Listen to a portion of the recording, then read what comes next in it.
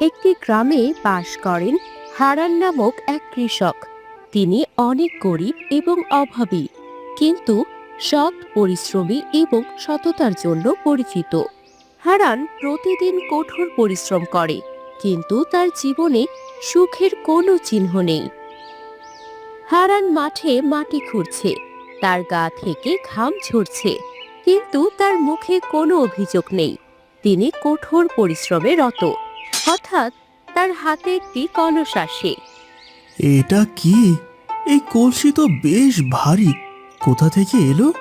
এটা তো সাধারণ কলস নয়। কি এক অদ্ভুত শক্তি যেন রয়েছে। হারান, আমি তোমার সাহায্য করতে এসেছি। তোমার কঠোর পরিশ্রম দেখে আমি বেদনাহত।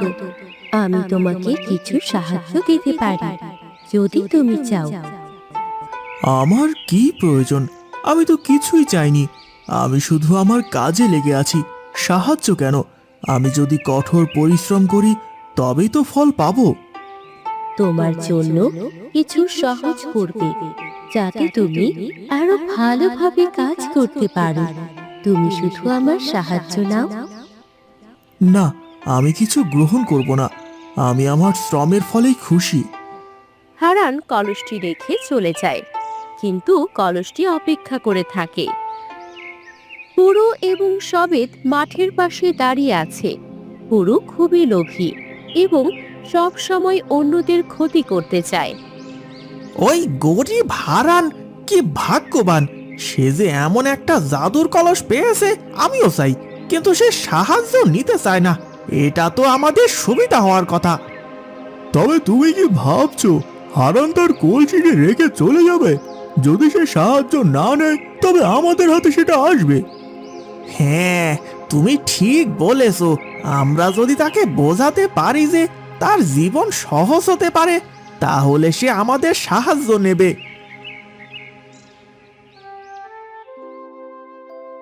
পুরু হারানের কাছে আসে। তার উদ্দেশ্য হলো কলসের ক্ষমতা ব্যবহার করা। ও হারান, কি হচ্ছে? তুমি কি সেই কলসটি পেয়েছো? তোমার কি কিছু সাহায্য দরকার? তুমি তো অনেক কষ্ট করছো। না ফুরু ভাই, আমি আমার কাজ নিজেই করতে পারি। আমার কোনো সাহায্যের দরকার নেই। কিন্তু ভাবো, যদি তুমি কিছু সহজে পেতে। তুমি তো জানো আমি তোমার বন্ধু। আমি তোমার জন্য কিছু ভালো ব্যবস্থা করতে পারি। তুমি কি ভাবছো আমি সহজ পথে যাব? আমার পরিশ্রমে আমি যা পাবো তাতে আমি সন্তুষ্ট।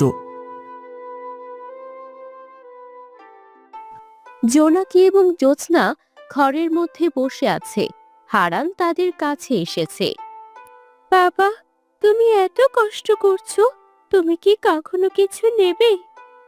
না, আমি যা করছি তাতে আমি খুশি। আমি নিজের পথেই চলতে চাই। তুমি যদি একটু সাহায্য নিতে, তাহলে তুমি আরো ভালো করতে পারতে। আমার জীবন অনেক কষ্টের হলেও আমি সৎ পথে আছি। সৎভাবে কাজ করতে ভালো লাগে।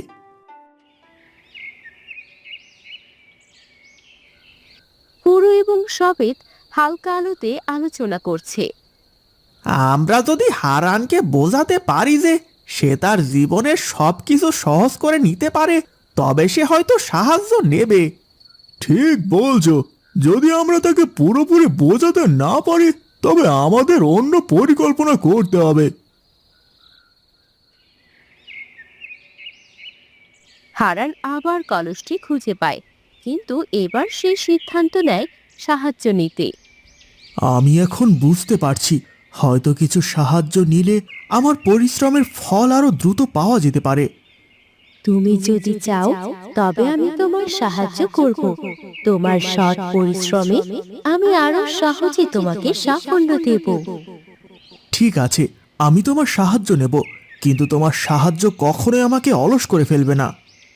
পুরু, সবেত এবং অন্যদের পরিকল্পনা ভেস্তে যায়, কারণ হারান তার নিজের পথে চলে যায় এবং সত্যিকারের সাহায্য গ্রহণ করে।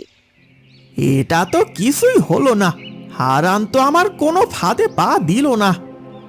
হ্যাঁ, সে তার নিজের পথে চললো, তাই আমাদের পরিকল্পনা ব্যর্থ। হারান ধীরে ধীরে জাদুর কলসের কাছাকাছি যায়। তার মনে কিছু সন্দেহ আছে, কিন্তু সে দৃঢ়ভাবে সিদ্ধান্ত নেয় সাহায্য নিতে। আমার জীবন যে এমন চলতে থাকবে তা আমি চাই না। হয়তো এই কলসের সাহায্য আমি গ্রহণ করতে পারি, তবে আমি কখনোই অলস হব না। তোমার পরিশ্রম এবং সততা দেখে আমি আনন্দিত হারান।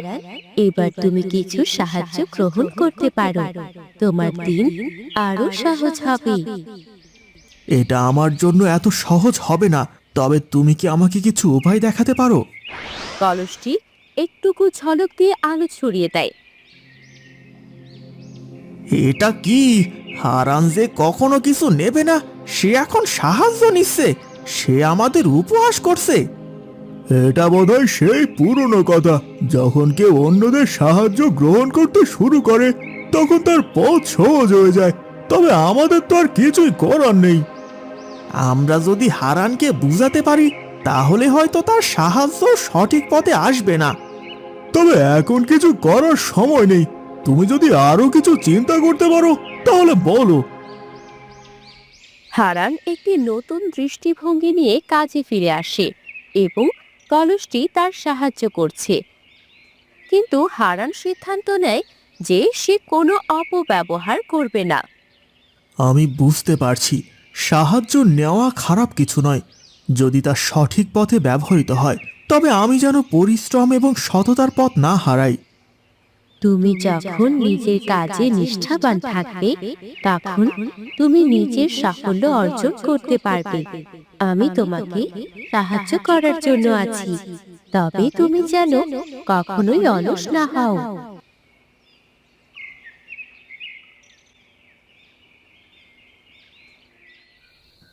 ফুরু হারানের পরিবর্তন দেখে রেগে যায়, কারণ সে মনে করে হারান এখন সহজ পথে চলে যাচ্ছে। ওই হারান, সে যে এতদিন আমার মুখের কথায় না আসে, এখন সে বুঝে গেছে। তাকে দেখে মনে হচ্ছে সে সঠিক পথে চলছে। তবে তাকে দেখিয়ে দেব যে সবার জন্য সাহায্য সহজে আসে না। তবে এবার যে তার পরিশ্রমের ফল আসছে তা আমি বুঝতে পারছি। কিন্তু তুমি সত্যিই তার কাজের মধ্যে কি দেখছো? আমি জানি এটা কোনো পথের না। সে হয়তো বুঝতে পারবে না, কিন্তু আমি জানি এটা আমার ক্ষতি করে। তুমি ভাবো হারান এখন সঠিক পথে যাচ্ছে? অবশ্যই। দেখো, হারান তো সবসময় সত্যিকারের পরিশ্রমী ছিল, তবে এবার তার কাজ আরো সহজ হয়ে গিয়েছে। তুমি কি এখন জাদু ব্যবহার করছো হারান? কোথায় সেই পুরনো পরিশ্রম? পরিশ্রম তো আমি করি ফুরু ভাই, কিন্তু যদি জীবন আরো সহজ হতে পারে কেন তা গ্রহণ করব না? তবে আমি ভুল পথে চলবো না, এটা নিশ্চিত। হারান এবং জ্যোৎস্না বসে আছেন। তাদের আলোচনায় পরিবারের ভবিষ্যৎ নিয়ে চিন্তা রয়েছে। তুমি কি সত্যি চিন্তা করছো যে এভাবে সাহায্য নেওয়া ঠিক হবে? হ্যাঁ, আমি বুঝতে পারছি জ্যোৎস্না। তবে আমি কখনোই নিজের পথে চলতে থামবো না। আমি এখনো আমার পরিশ্রমের ফল পেতে চাই। তাহলে তুমি সাহায্য নিতে পারো, কিন্তু যেন তোমার পরিশ্রমের কোনো ঘাটতি না আসে। ঠিক বলেছ। আমি সঠিক পথে চলবো এবং সাহায্য গ্রহণ করলেও অলস হব না। হারান তার পরিশ্রম ও সৎ পথের মাধ্যমে সফল হয়। তার পরিবার, গ্রামবাসী এবং প্রতিবেশীরা তাকে সম্মান করে। জীবন যদি সৎভাবে চলতে থাকে তবে সত্যি একদিন সফলতা আসবেই। আমাদের কঠোর পরিশ্রম কখনো বিফলে যাবে না। বাবা, তুমি আমাদের সবার জন্য এক আদর্শ। তোমার পরিশ্রম আর সততা আমাদের শিখিয়েছে কিভাবে সৎভাবে জীবন যাপন করা যায়। তুমি আমাদের গর্ব হারান। তুমি সবসময়ই আমাদের পথপ্রদর্শক, একমাত্র নির্ভরযোগ্য স্থান। ও হারান, তুমি যদি সহজে জীবনযাপন করতে পারো, আমি কি করতে পারি তুমি তো আমাকে প্রমাণ করে দিয়েছো। গ্রামবাসী একত্রিত হয়ে হাস্যরসাত্মক এবং শিক্ষামূলক পরিবেশে জীবন কাটায়। হারান তার সৎ পরিশ্রমে সফল হয়ে আবারও তার পরিশ্রমের মহিমা বর্ণনা করে।